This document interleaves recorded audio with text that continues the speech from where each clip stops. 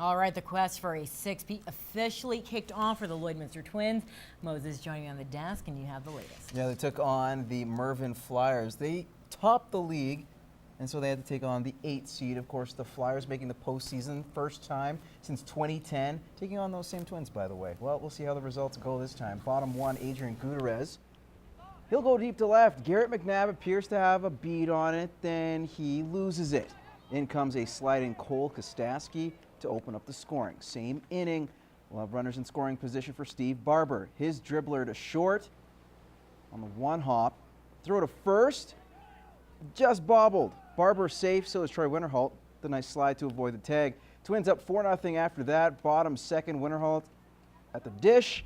Finds a gap in center. Owen Hill trots 90 feet to home, making it 5-0. Meanwhile, Chris Osmag, the team's MVP, coming off an ERA of .27 and a league-high 5 wins during the regular season. He throws a no-no in this one in his Twins playoff debut, retiring 6 batters in the process. Flyers do get on the board with 1 unearned run, but that doesn't matter. Twins win it 8-1. Easy work for the Twinkies. They'll now have 5 days until they'll meet up again in Game 2 in Mervyn. Now we'll head back to Legion Ballpark for more reaction. Yeah, I didn't have my best game, to be honest.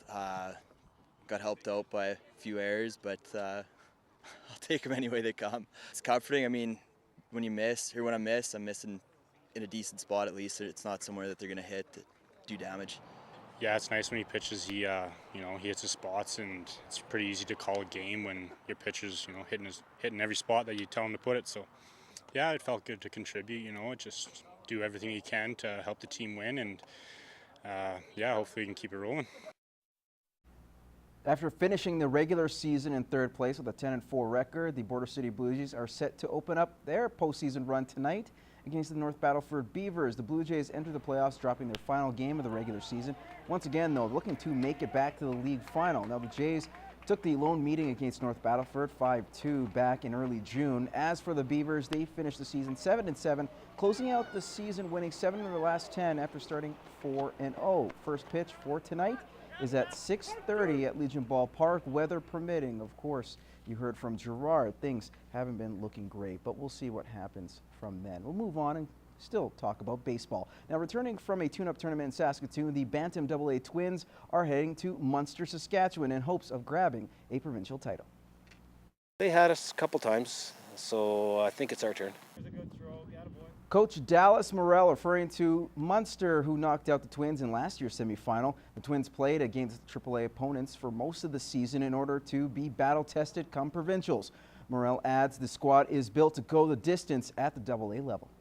This year, well, hopefully we got the studs this year that can do that, because we're bigger and stronger, I think, than most of the teams are going to play. There's a couple of teams that we're really excited to beat, and some rivals, I guess you could say, including Munster. So, yeah, should be fun playing them, see how we do.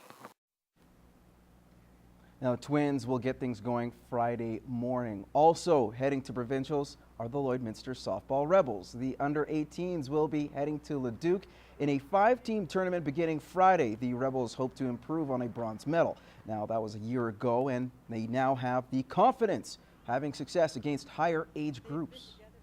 Time, and last year they surpassed anything that anybody would have expected. They were a U18, went into a U21 provincial, and they won at a U21 level. So it was really exciting to see, the girls, how they've progressed, how they've learned skills, and how they manage themselves in order to keep school and everything else going for themselves.